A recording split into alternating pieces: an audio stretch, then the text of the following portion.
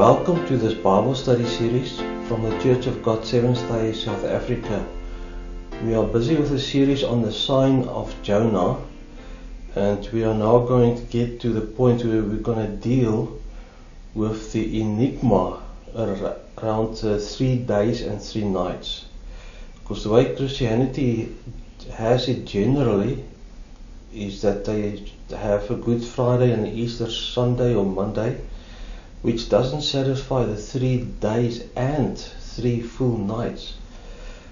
So we're going to deal with that and show you the right sequence so that you can understand and believe that the Bible is true, that Jesus is the Messiah, and that he was in a grave for full 3 nights and 3 days. So we're going to start with that now. Let's start looking at in the Old Testament in Leviticus 23. We're just going to pick up on some very important information, and in this video we're going to give you background information before we tackle the sequence in the New Testament. So you have to know this background, otherwise you won't see and understand the correct sequence. So let's turn to Leviticus 23 and verse 1. We're going to read about the annual holy days. So you'll see there are weekly Sabbaths, which is the one from Genesis, which is universal for everybody. And then you have the Jewish holy days, their high days. And those are also Sabbaths, but it's annual Sabbath. And as you'll see, the timing can vary within a week, but we'll look at that now. In Leviticus 23 verse 1 to 7, it says, "And the Lord spoke to Moses, saying, Speak to the children of Israel, and say to them, The feasts of the Lord, which you shall proclaim to be holy convocation, these are my feasts. 6 days shall work be done, but on the 7th day is a Sabbath of solemn rest, a holy convocation. You shall do no work on it. It is the Sabbath of the Lord in all your dwellings." And then it carries on, verse 4 says, "These are the feasts of the Lord, holy convocations, which you shall proclaim at their appointed times. On the 14th day of the first month at twilight is the Lord's Passover." So this is a feast of the Jews now, and it says on the 14th day of the first month. So in the new year, which starts about March, April, there on the 14th day of the first month. So they look at the new moon, and once they sight a new moon, then from that day they count 14 days. And at twilight in the evening, so at twilight it's just before darkness, but it's late afternoon. Typically it's after the sun started drawing shadows long, so that's about 3 o'clock, and towards 6 o'clock when it gets really dark. So that's a twilight area. And so at the end of the 14th day, counting from the new moon, in the twilight from 3 o'clock to 6 o'clock, in that times area, that's when the Passover is. That's when they kill the lambs. Now, if you count from the new moon comes any time in the week. It can be on a Monday, it can be on a Wednesday, it can be on a previous Friday. So this annual holy days, these Sabbaths vary. So it just depends on when a new moon happened. Then you count 14 days, and at the end of that 14th day, that's when the Passover is. That's when they kill the lambs. So in verse 6 it says, "And on the 15th day of the same month is the feast of unleavened bread to the Lord. 7 days you must eat unleavened bread. On the first day you shall have a holy convocation. So the first day, the day 15 from the new moon, that is a holy convocation, and you shall do no customary work on it. So it's another Sabbath. So it's another day off where they don't do the hard labor of the farms and whatever trade they're doing. And it says in verse 8 as well, but you shall offer an offering made by fire to the Lord for 7 days, and then the 7th day shall also be a holy convocation. You shall do no customary work on it. So now, so apart from the weekly Sabbath, which is universal for all mankind, which you can read from Genesis 2 already, these are annual holidays which was given through Moses, and they had to count from the new moon all these days, and you have a variable Sabbath within the week. So that 15th day could be on a Tuesday, it could be on a Wednesday, it could be on a Friday, or they have other rules there. But according to the calendar, that 15th day can be anywhere in the week. It depends on when the new moon came, and then they count 15 days. And the Passover was the previous late afternoon on the 14th day, towards the end of the 14th day. Now remember that sequence. We'll look at that as we go into the New Testament part, so we can see what actually happened during Jesus Christ's crucifixion and resurrection. So let's turn to Luke 21. Let's turn over to Luke 21. And I just want to show you the terminology used in the New Testament. Because in the Old Testament they specifically talk about the Passover at the end of the 14th. Then they talk about the Feast of Unleavened Bread from the 15th onwards. And the 15th day is an annual Sabbath. But not the 14th. The 14th they worked and they got their lambs and they made food and all that for that day and the slaughter of the Passover, and then they have to roast it immediately. So, but now in the New Testament, look at the words here, and this is important to understand the sequence so that we can show it to you, so you can solve this riddle, this enigma. In Luke 22, Luke 22 and verse 1, look at the words and the terminology of those days. When you read the gospel accounts and you try and figure out the days, remember this. Luke 22 verse 1 says, now the feast of unleavened bread drew near, which is called the Passover. So the terminology have been a little bit jungled. What they did was, the whole sequence was called the Passover. So when the Jews talked about the Passover and they write in the Gospel about the Passover, they could mean the whole sequence. So that sequence started with the Passover day, which is the 14th, the actual Passover day, and then the 15th is the Sabbath. And this is the beginning of the Feast of Tabernacles, the first day of unleavened bread. And that carried on for another 7 days. So, now also the day before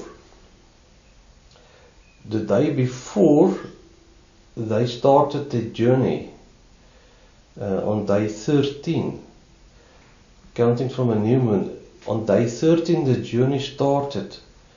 And the journey went to Jerusalem. People came there on the day of the preparation day, and that's day 13.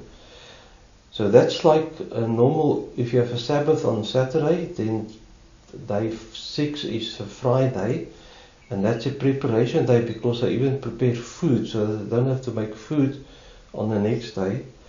So they had this preparation day on day 13 for the Passover sequence. So day 13 was the preparation day. So they walked wherever they are, and they walked all the way to Jerusalem, and they arrived on the evening of the day 13. Then they would have a quick meal, and you'll see about the Lord's Supper. And then the next day they would go and prepare for, they would go and buy a lamb, and then they would slaughter the lamb late that afternoon on the 14th. So even from day 13 all the way to day 21, that whole sequence in the Jewish time of Jesus Christ, the whole sequence was called the Passover. So they say, and you'll read that they say, we are going to the Passover. And they mean the whole sequence, the whole festival from day 13 to day 21 was called the Passover. Let's turn to John 6. I just want to talk more about the end of day 13, but you can turn to John 6 and verse 4 so long. John 6 and verse 4. Now, on day 13 they would travel all the way to Jerusalem. They would get there late the afternoon, sometimes in the evening it's already dark. But Jerusalem would have had lights. There would be not electrical light those days, but it was lit by various ways and oil lamps and things. So there was enough light around, so you could see Jerusalem from a distance, even in the dark. Now they would have arranged with a guest. Somebody was going to have them all together, and they would then have a welcoming ceremony that's at the end of the day 13th. The people would come. The first thing they would do is people would take off their sandals. They would come into the room. The guest would wash the feet to get the mud and sand off the feet. Guests would sit down. Then they would give them bread and wine, and that refreshes them. If you've walked the whole day and you're tired like that, now they wash the feet so that they don't bring all the dust into the room, into the house. They also give them bread and wine. And to this day in French restaurants, that's the thing, and the thing to do in Europe as well. When people come for dinner, you put them one side, you prepare the dinner in another room, but you give them some bread and wine, and that just gives them energy. It just fills the stomach and it gives them energy so that they don't faint after this long walk, and because they've walked the whole day in the sun. And that event, that ceremony became the Lord's Supper, but we'll explain it when we go through the sequence in the New Testament in the next video. So let's look at John 6 and verse 4. John 6 and verse 4,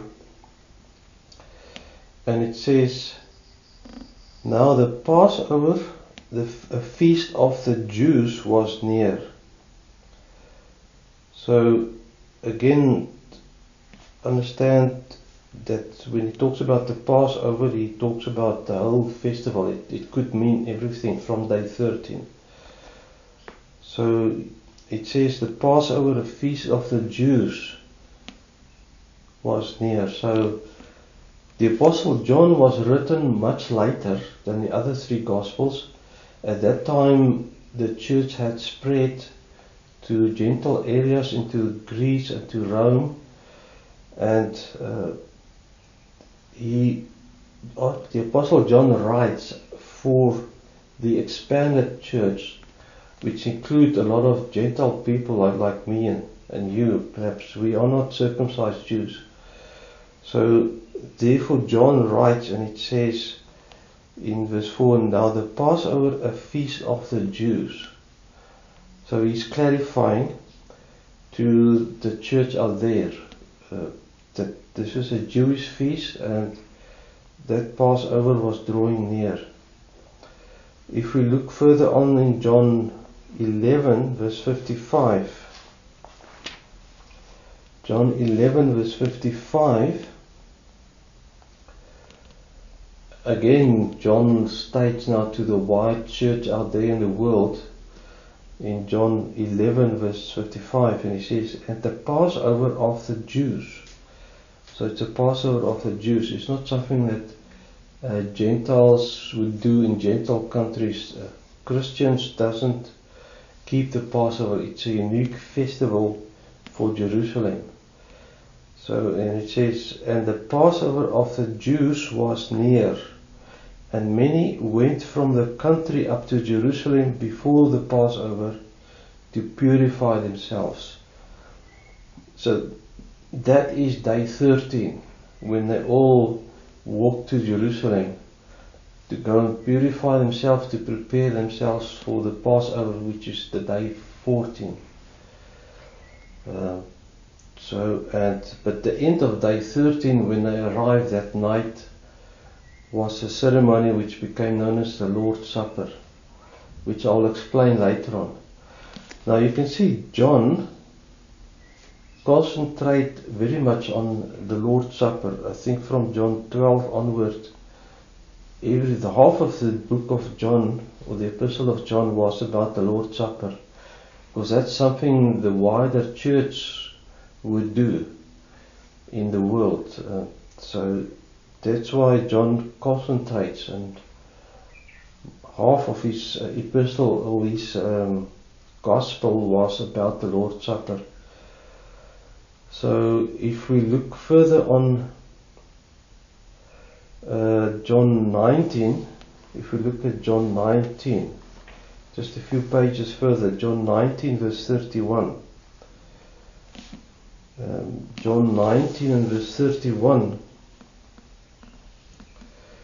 it gets now closer to the actual festival. And in John 19 verse 31 it says, therefore, because it was the preparation day, that is now, there's two preparation days in general, as I would see it. Now this is day 14.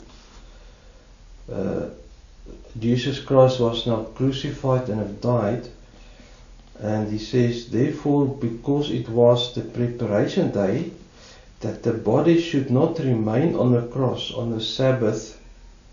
So that Sabbath, and then it says, for that Sabbath was a high day. So that high day is the 15th from the new moon.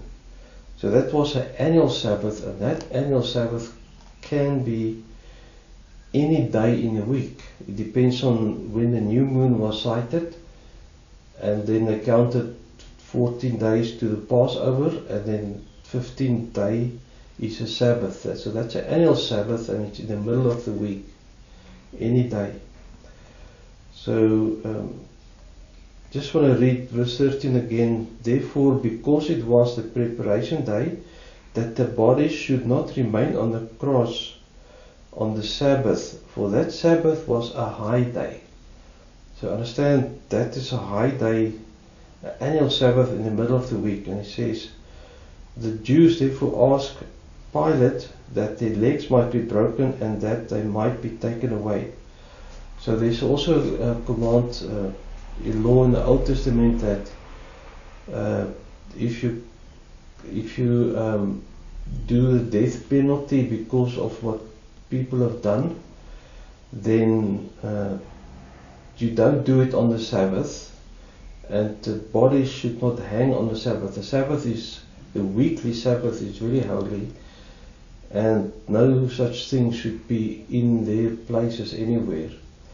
The place should be clean, and no drama or something like that should happen on the Sabbath. So I just want to give you an introduction to some of the terminology and some things we need to look out for as we go in the next video to the actual sequence. So